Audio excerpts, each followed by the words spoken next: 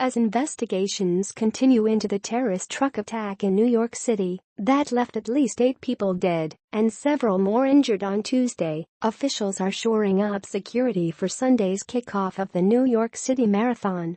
With more than 51,000 runners expected, the annual 26.2-mile race is one of the largest in the world.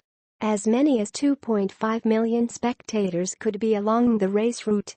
In preparation, the New York Police Department has added more sand trucks and vehicles along the course, the most ever deployed at the event, according to Carlos Gomez, NYPD's chief of department.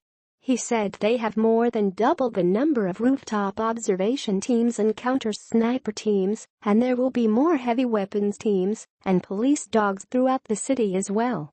This increase will supplement the already large substantial detail of uniformed officers that you'll see along the route, Gomez explained. But there will also be officers in civilian attire that you won't see. They'll be mixing in with the crowds to detect any suspicious activity. New York City Mayor Bill de Blasio told NPR's David Green Thursday that he felt confident about the race. It's an event that we have to make happen, not just for our people, but for the whole nation, he said on Morning Edition. We're going to have a tremendous amount of security in place, and New York City will move on, and with something we want to show the world that we're going to keep going. Later in the day, some of the runners picking up their race bibs at the Javits Center expressed concern, but said they would not skip the marathon. After dedicating the last 4 or 5 months of my life towards this, not running it isn't an option, said Jude Bernard, an entrant from Brooklyn. But I am conscious, and I am aware.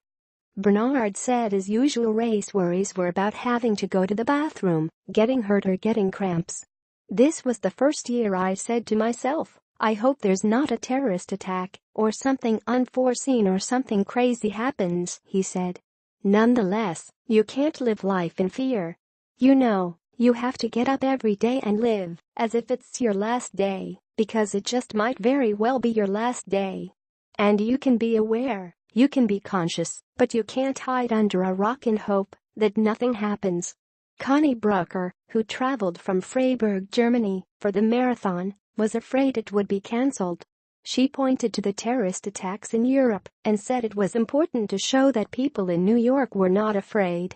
I can go wherever in the world and I could always be a target, she said.